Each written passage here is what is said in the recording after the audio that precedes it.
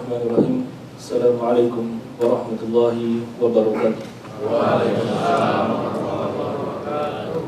Alhamdulillahirabbil alamin wa bihi nasta'inu ala umuri dunya waddin. Wassalatu wassalamu ala Rasulillahil amin wa ala alihi wa ashabihi ajma'in. Rabbi shrah li sadri wa yassir li amri wahlul 'uqdatam min lisani yafqahu qawli. Allahumma 'allimna ma yanfa'una wanfa'na bima 'allamtana wa zidna 'ilman ya rabbal alamin. Amma ba'd. Ahibati fillah, a'azzanallahu wa iyyakum. Yang saya hormati Ibu Nadia selaku General Manager dari Aston Pekalongan Syariah Hotel beserta rekan-rekan semua yang hadir pada sore hari ini. Yang pertama, kita panjatkan puji syukur kehadirat Allah Subhanahu wa Ta'ala yang telah melimpahkan kepada kita semua banyak kenikmatan. Di antara kenikmatan tersebut ada dua kenikmatan yang paling agung yang patut kita syukuri setiap hari, setiap waktu, bahkan setiap saat, yaitu nikmatul iman dan nikmatul Islam. Karena kedua nikmat inilah yang akan menjadi tonggak penentu amal ibadah kita kelak di akhirat.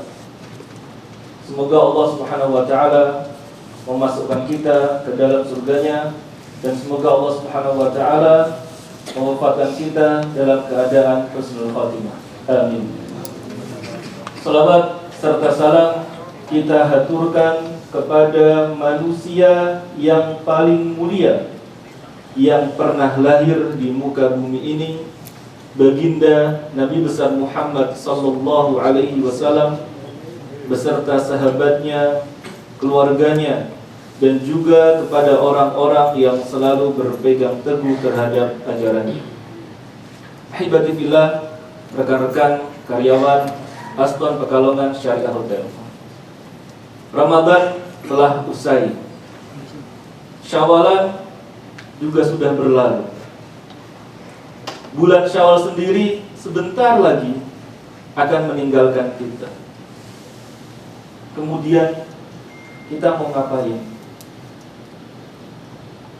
Apa yang harus kita lakukan?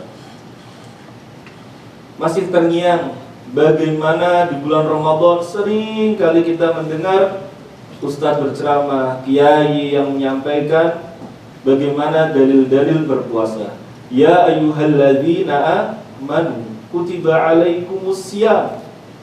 Dari awal sini saja kita seharusnya sudah mulai mawas diri dari panggilan ini. Bagaimana tidak? Di dalam Al-Quran Allah memanggil hambanya dengan dua panggilan saja. Satu ya ayyuhan nas, dan satu ya ayyuhalladzina amanu. Dan kita termasuk panggilan-panggilan yang ya ayyuhalladzina amanu ini. Tidak semua dipanggil, karena tidak semua hamba Allah beriman. Untuk apa? Untuk berpuasa, yang akhirnya ujungnya adalah la'allakum tattaqun. Itu berpuasa. Berpuasanya itu bukan hanya menahan lapar dan dahaga. Kalau yang seperti ini, orang diet juga lapar dan dahaga yang ditahan. Tapi yang dituju adalah takwa. Kenapa ada korelasi iman dan takwa? Sebelumnya, takwa itu letaknya di mana, bapak-bapak dan para ibu? Takwa itu letaknya di hati.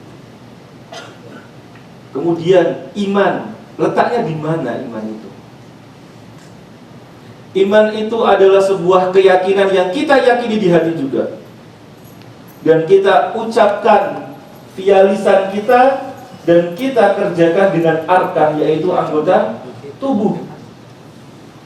Maka jangan heran ada orang yang ketika itu dia meyakini bahwasanya Nabi Muhammad adalah Nabi terakhir dan Nabi utusan Allah. Dia mengamalkan dengan menunjukkan membela Nabi Muhammad habis-habisan. Namun ketika akhir wafatnya, Rasul datang kepadanya, "Ya am, qul la ilaha illallah, kalimatun uhajju biha indallah."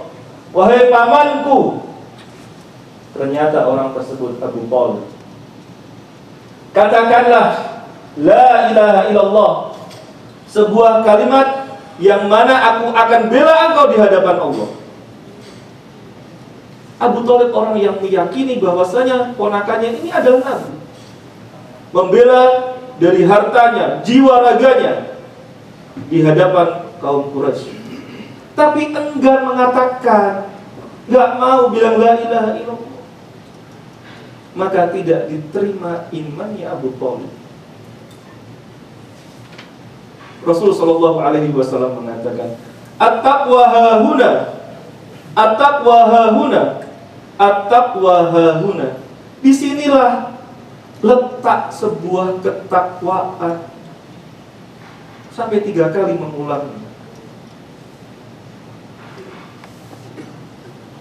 Ramadan sebuah ibadah yang sir, yang rahasia.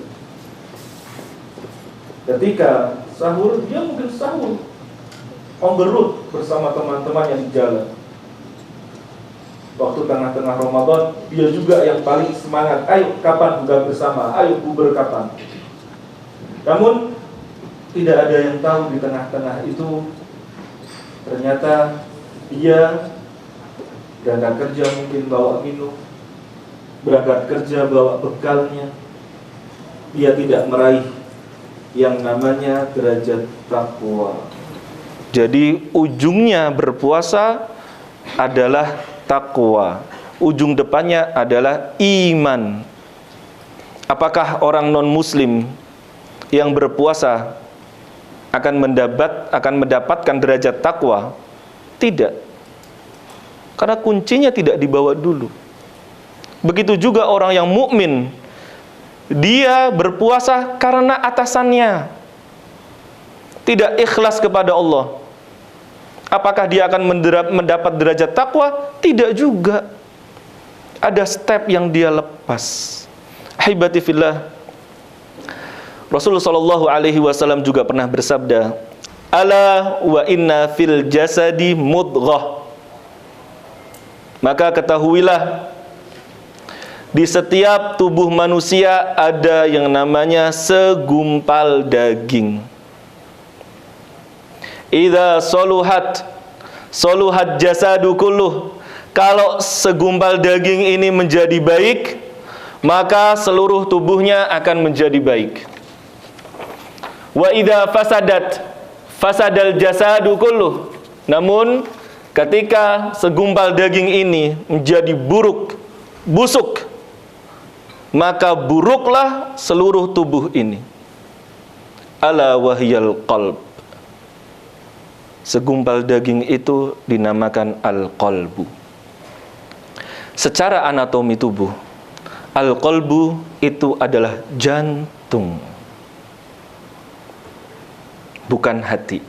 Jadi kalau kita nanti ditakdirkan untuk beribadah umroh dan haji, semoga yang belum pernah umroh dan haji Allah segerakan. Amin. Kita nanti kalau datang ke rumah makan atau ke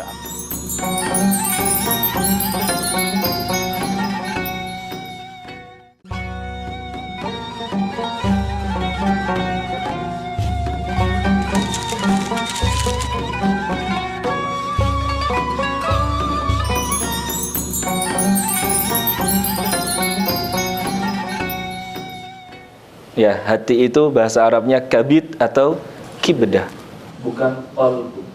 Qalbu itu jantung secara anatomi. Namun kita itu punya yang namanya perasaan. Nah, perasaan inilah yang dinamakan qalbun secara sebenarnya, yang bisa membedakan yang al-haq dan yang batil. Dan kita benar-benar punya suatu hal ini yang harus kita pelihara. Maka yang jadi pertanyaannya, kalau hati kita atau jantung kita tidak dipelihara, akan menjadi rusak. Maka tidak heran banyak dokter-dokter yang mengambil spesialis penyakit jantung. Kira-kira bapak-bapak dan para ibu, yang paling banyak kena penyakit jantung itu bapak-bapak atau ibu-ibu?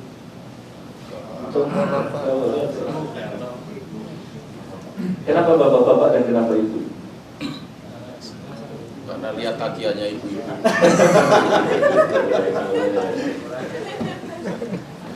Iya. Jadi pertanyaan sebenarnya intermezzo. Rasul saja tidak membedakan ini jantungnya laki-laki atau perempuan. Gitu Pak ya. Tenang aja Pak. Dengan lebih selamat sekian derajat nih. Semua jantung bisa bersih dan bisa kotor, bisa sehat dan bisa sakit. Tergantung kitanya bagaimana memelihara jantung kita. Maka dalam sebuah hadis yang diriwayatkan Abu Hudzaifah bin Yaman, al-qulubu arba'ah, digambarkan dari Rasul, jantung manusia itu ada 4 keadaan.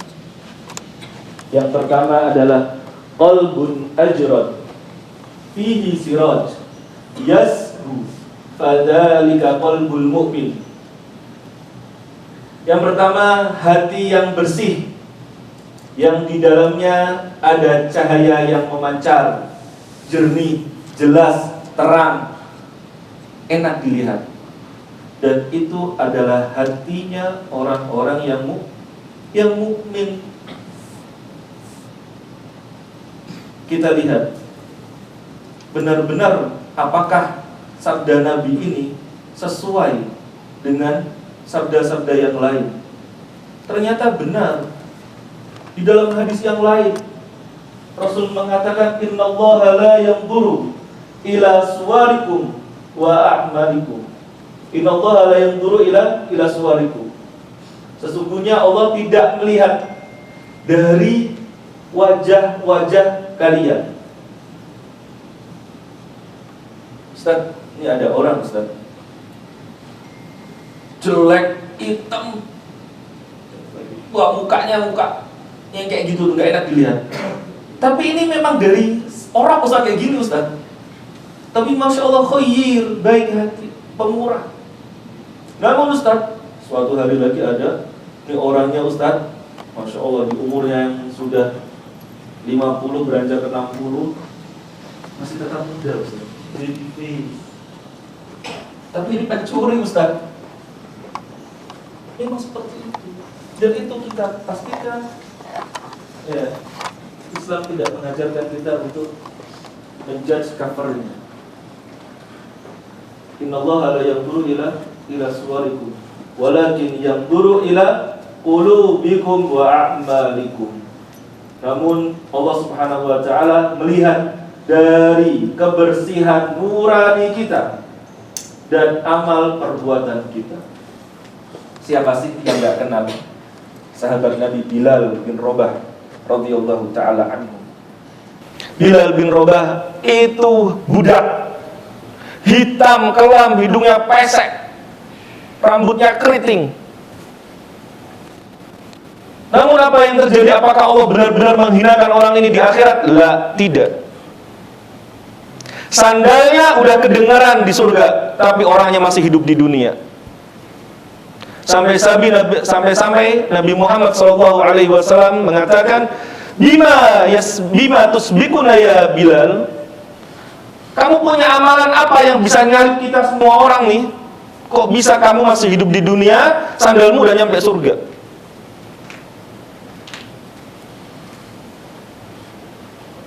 Jadi yang diperhatikan adalah bukan muka kita, namun adalah hati nurani kita, jantung kita, dan amal perbuatan kita. Kemudian yang kedua, lawan dari yang pertama, qalbun aswad mankus, sebuah jantung yang hitam dan kebalik. Ini Pak, Bu, gelas yang kebalik ini dilombakan siapa yang bisa ngisi gelas ini sampai penuh. Apakah ada? Kalau hitam saja, hitam gelasnya, masih bisa kita cuci, masih dibersihkan. Namun kalau hitam, kebalik. Dan ini adalah hati-hati orang yang kafir. Jantungnya orang kafir seperti ini. Maka ketika kita berdakwah, kita itu tidak pernah diberikan target oleh Allah. Kalau kamu dakwah sekian tahun, pengikutmu harus sekian ribu. Kalau kamu tidak nyampe target, berarti kamu gagal jadi seorang ustadz, jadi seorang dai. Tidak demikian. Namun kadang kita diberikan rambu-rambu oleh Allah dengan firman-Nya, sawaun alaihim a'andzartahum am lam tunzirhum fahum la yu'minun. Sama aja kamu capek-capek berdakwah, mengajak orang nih yang kayak gini nih, atau enggak diajak, dia tidak akan beriman. Kemudian di ayat yang lain, Rasul yang pertama, ini kalau ada hadiahnya seru nih. Rasul yang pertama siapa, Pak? Nabi yang pertama Nabi Adam. No. Rasul yang pertama Musa, Ibrahim, Nuh, insyaallah. Nanti boleh double ambil piringan. Ya, karena nggak ada yang diberikan hadiah. Nabi Nuh diutus Nabi dari Allah sampai wafatnya 950 tahun. Jadi umur kenabiannya 950 tahun. Umurnya sendiri siapa? Wallahu a'lam. Berapa? Gak tahu kita umurnya berapa. 950 tahun adalah umur kenabiannya. Berdakwah, berceramah, mengajak manusia untuk meninggalkan kesyirikan. Sampai di titik kok orang-orang semakin jauh dari agama ini. Bahkan orang tercintanya, istrinya, anaknya tidak mau diajak untuk beriman. Maka Nabi Nuh berdoa kepada Allah, Rabbi la tadar alal ardi minal kafirina dayyar. Ya Allah, jangan sampai Engkau tinggalkan orang-orang kafir berjalan dengan tenangnya di muka bumi ini. Maka dikabulkanlah doa Nabi Nuh, diberikan wahyu untuk membuat bahtera, kapal yang besar. Diajaklah orang-orang untuk naik kepadanya.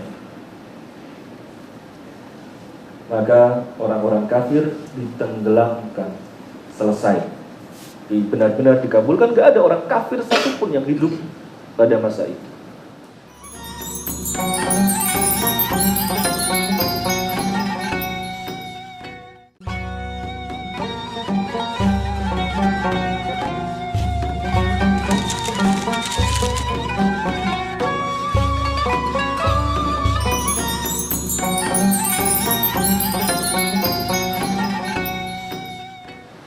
Yang ketiga, wa qalbun marbutun alal ghilaf.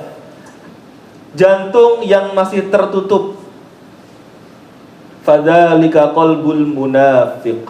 Itulah jantungnya orang munafik. Salat bersama kita, bekerja dengan kita, makan bareng sama kita. Namun ternyata nuraninya busuk. Dia menusuk kita dari dalam, mengaku beriman, tapi ternyata dia benar-benar tidak beriman. Dan yang keempat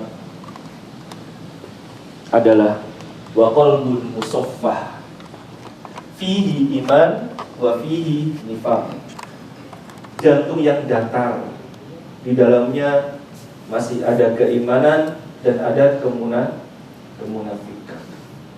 Ini nih yang harus kita pelihara sebaik-baiknya. Bagaimana cara menumbuhkan iman? Itu seperti kita menanam sebuah tanaman. Kalau tanaman itu rajin kita siram, diberi pupuk yang baik, kira-kira akan tumbuh? Iya. tumbuh dengan tumbuh. Kalau bunga, dia akan tumbuh dengan indahnya. Kalau buah, dia akan tumbuh berbuah dengan rasa yang enak. Namun kalau kita ingin hati kita menjadi tambah buruk, tambah jelek, itu seperti borok. Bukan luka lagi, tapi borok. Luka yang tidak pernah diobati. Disiramilah setiap hari oleh ludah dan nanah. Apa yang akan terjadi dengan borok itu? Apakah semakin sembuh?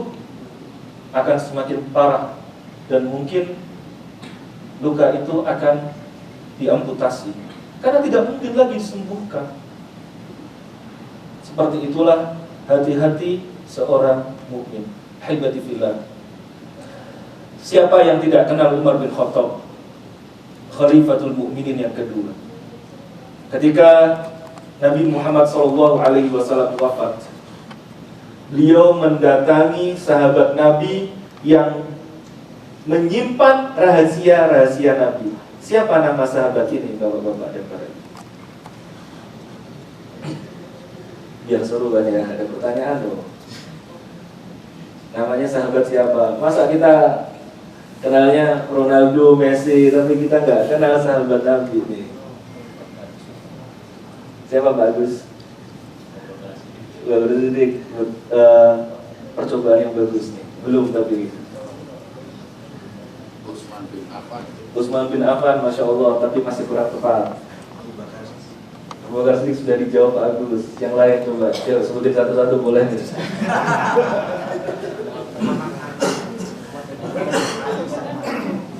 Aisyah istrinya Nabi. Ali bin Abi Thalib. Ya, jadi gini Pak ya. Nabi Muhammad itu tidak hanya menjadi seorang nabi, tapi benar-benar menjadi seorang pemimpin. Pemimpin pemuka agama dan pemimpin sebuah negara, namanya negara Islam tuh, yang ibu kotanya di kota Madinah.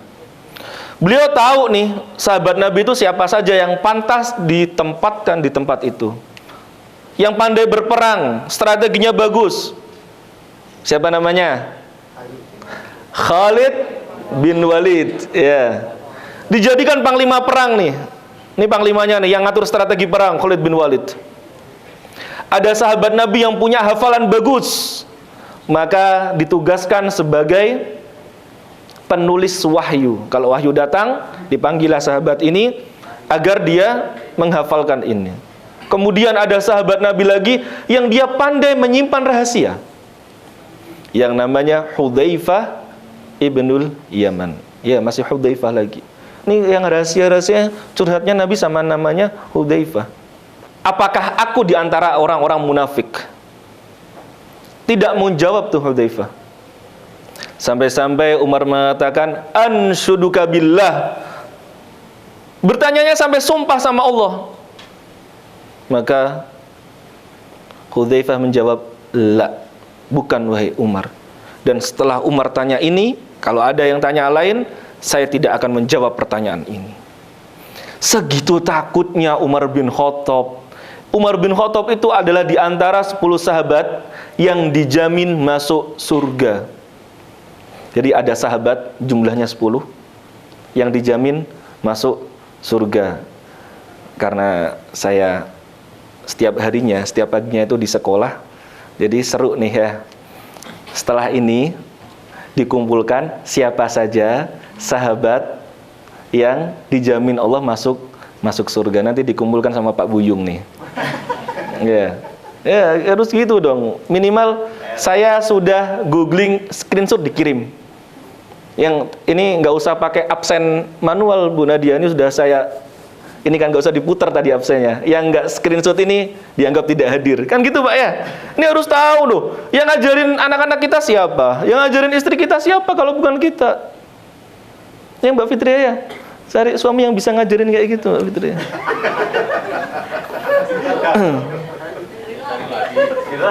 Enggak, maksudnya saling belajar. Ya, rumah tangga kalau tidak diisi dengan agama, maka rumah tangga itu akan menjadi hambar. Jadi ada gambaran sedikit, kalau kita hidup berumah tangga tapi tidak diisi dengan pendidikan agama yang bagus di dalam keluarga, maka kita itu hanya hidup bersama, bukan kebersamaan dalam hidup. Ya, cukup ya quote-nya ini ya. Sudah waktunya. Insya Allah kita lanjut beberapa boleh untuk tanya jawab, 1-2 soal. Jangan dibalik, jangan sulit-sulit, nanti saya jadi PR ini nggak dijawab. Silakan Mas Rizky kalau ada yang mau bertanya.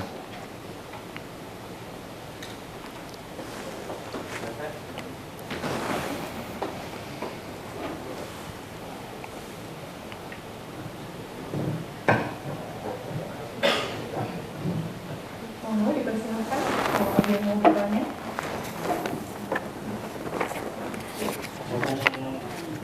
Ada Ustaz yang bisa jawab pertanyaan. Pak Abu.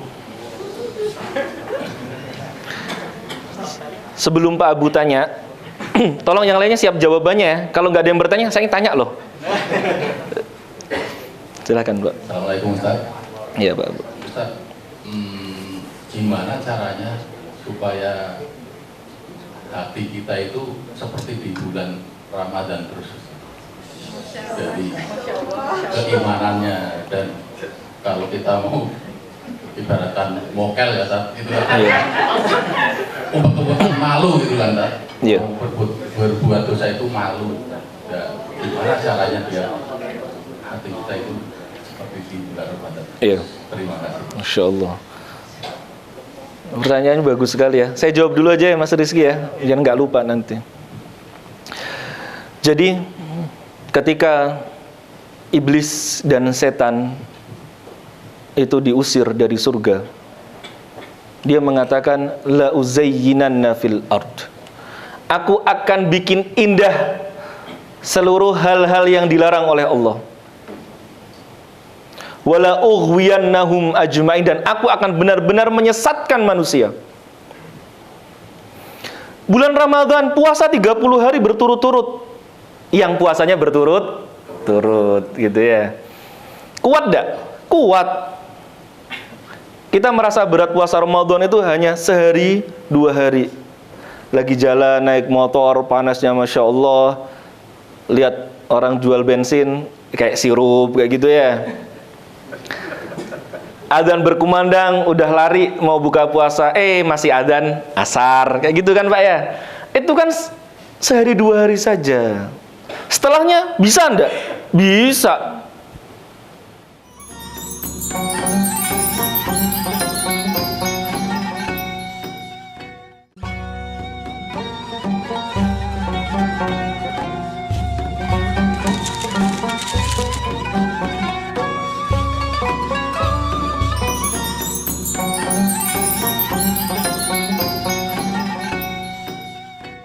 Kita selesai bulan Ramadan full.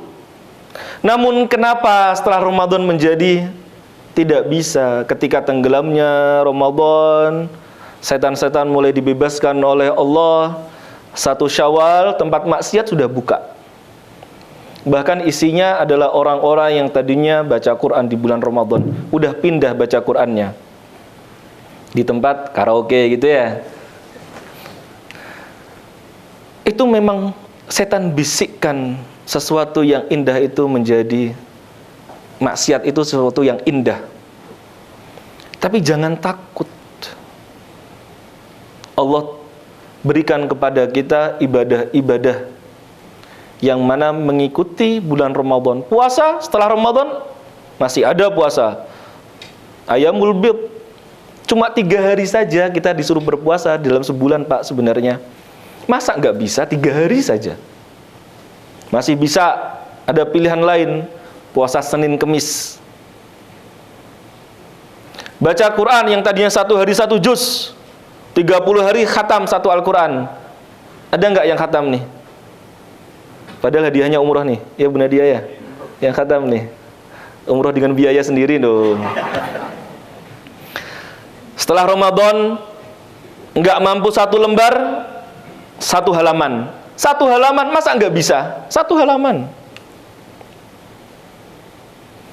Ramadan banyak orang bertabur buka puasa on the road, dibagi-bagiin. Apa setelah Ramadan tidak mungkin? Bisa. Kita tinggal tulis depan rumah kita. Yang puasa Senin Kemis silahkan berbuka di rumah kita. Pahalanya sama.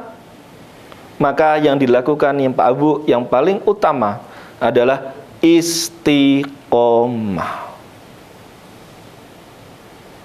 Rasul sallallahu alaihi wasallam mengatakan, "Habbul a'mal ilallahi adwamuha wa in qalla." Amalan yang dicintai Allah itu bukanlah amalan yang besar ternyata. Namun amalan yang kecil namun dikerjakan secara istiqomah, continue, terus menerus. Kalau kita bisa mengerjakan amalan-amalan itu dengan continue, maka Allah akan tuntun kita menjadi hamba-hamba yang soleh. Karena apa? Apakah ustadz itu nggak pernah diganggu sama setan? Ustadz, setannya lebih banyak. Yang ganggu lebih banyak. Tapi kita udah dikasih kunci. Illa ibadaka minhumul mukhlasin. Aku bisa menghiasi perbuatan-perbuatan yang haram menjadi indah. Bisa mengajak orang kepada neraka, tapi aku tidak mampu mengajak orang yang namanya mukhlasin, ikhlas beribadah. Salah satu bentuk ikhlas yang terlihat adalah istiqomah. Maka beruntunglah bapak-bapak yang mendapatkan istri istiqomah. Wallahu a'lam bishawab.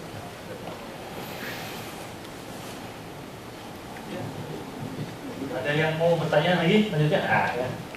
Mas Fahmi. Fahmi harusnya nggak boleh tanya ini. Datang terlambat soalnya.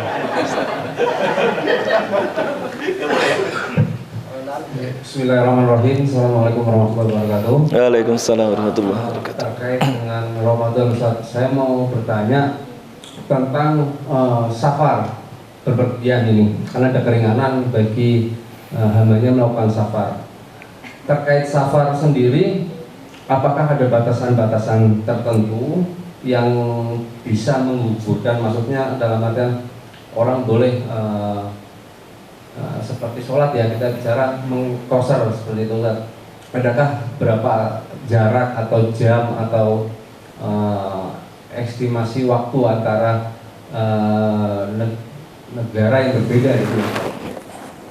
Terus kemudian juga perihal kedua terkait masalah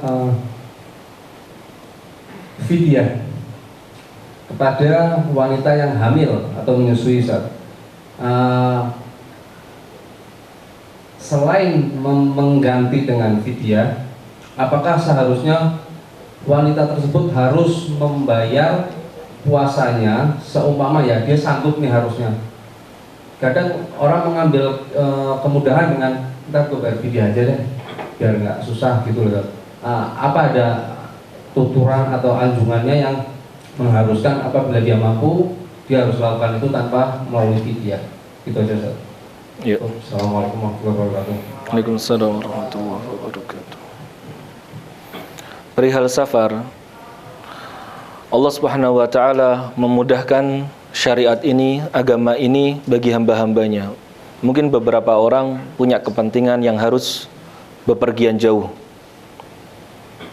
Tapi kita lihat, ternyata jarak dari Pekalongan ke Surabaya dan Pekalongan ke Makassar, kita tahu semua sepakat jaraknya jauh Pekalongan Makassar.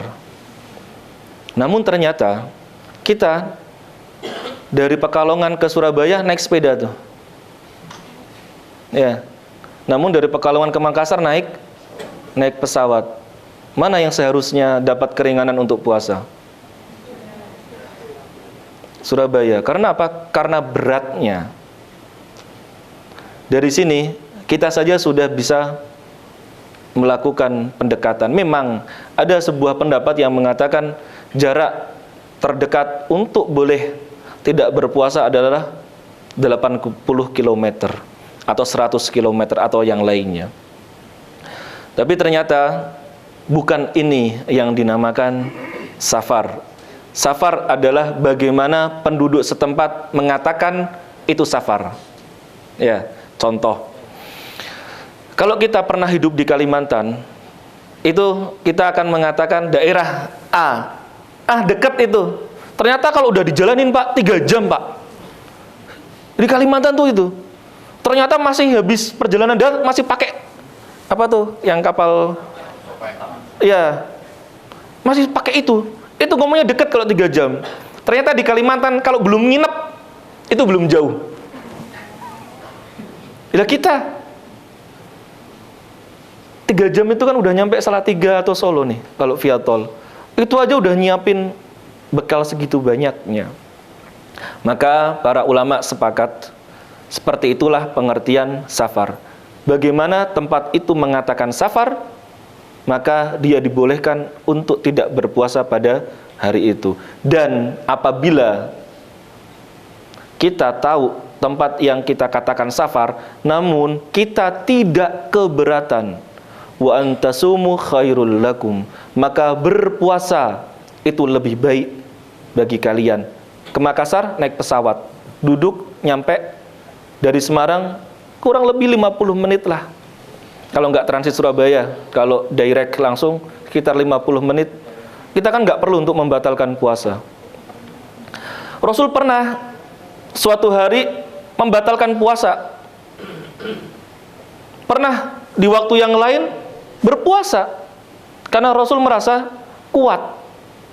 Maka jangan paksakan diri apabila kita lihat kita tidak mampu untuk berpuasa. Kalau kita mampu untuk kuat untuk terus berpuasa, maka berpuasalah.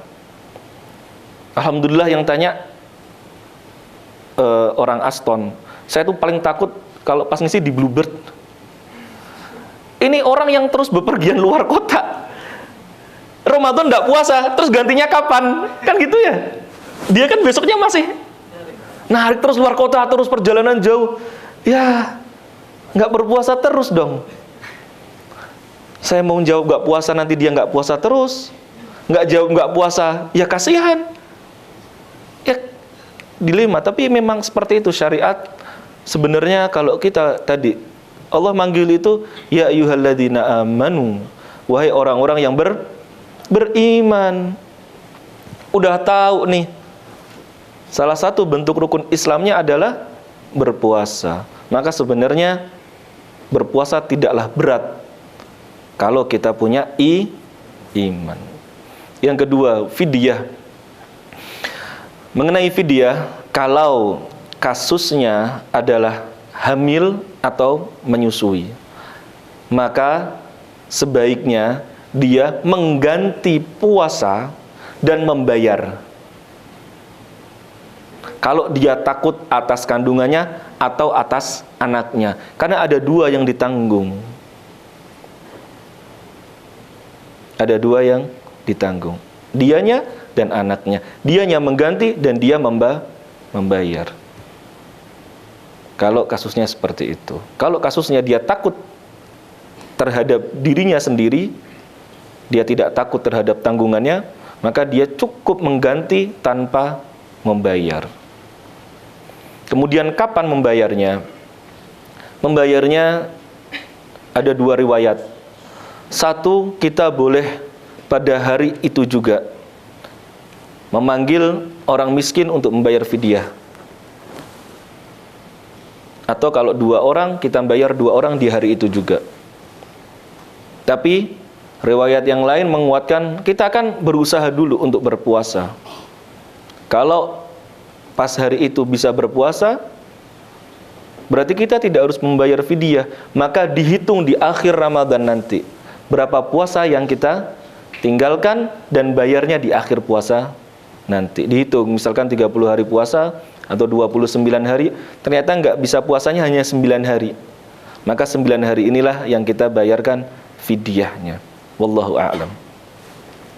Yang terakhir, ya Pak Buyung.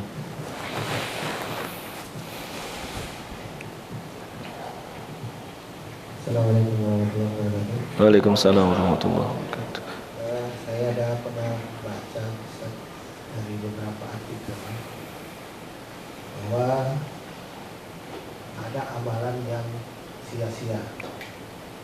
Mungkin salah satunya adalah bermaksiat kita sendiri. Pertanyaan saya, bagaimana kita melawan ini semua, Ustaz? Kita sendiri, apa amalan yang paling kuat untuk bisa kita melewati hal ini, Ustaz? Wah, pertanyaan pamungkas dan paling berat ini ya.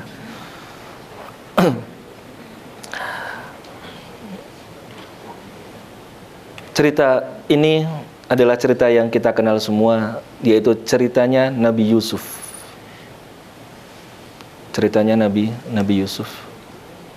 Bagaimana Nabi Yusuf dimasukkan di dalam kamar oleh seorang perempuan yang bernama Zulaikha. Dan Zulaikha itu bukan perempuan biasa, bapak-bapak dan para ibu. Istri raja. Kita bisa lihatlah mana ada istri raja yang kayak gitu ya. Masya Allah, istri raja. Loh, bapak-bapak aja kalau pilih istri kan yang paling bagus ya. Apalagi yang raja. Ya kayak gitu tuh istri raja. Dimasukkan dalam kamar, disuruh berzina. Pengawalnya udah di depan semua nih. Ditutup, dijaga, nggak ada yang boleh masuk ya. Ya. Apakah Yusuf tergoda dengan godaan Zulaikha? Iya, kata Yusuf, iya. Ya.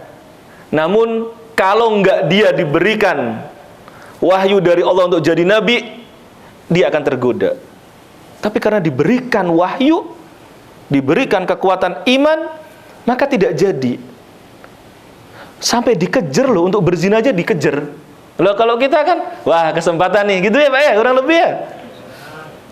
Tempat sepi kok. Dikasih kesempatan. Iya. Itu normatif laki-laki seperti itu, Pak. Kodratnya laki-laki kayak gitu. Sampai-sampai dipaksa dengan dirobek, ditarik bajunya. Ayo, ayo gitu. Bajunya yang belakang sobek. Sampai akhirnya dipersaksikan. Siapa yang ngajak berzina? Seorang pembantu yang ditanya, dia nggak tahu kejadiannya. Kira-kira siapa yang berzina?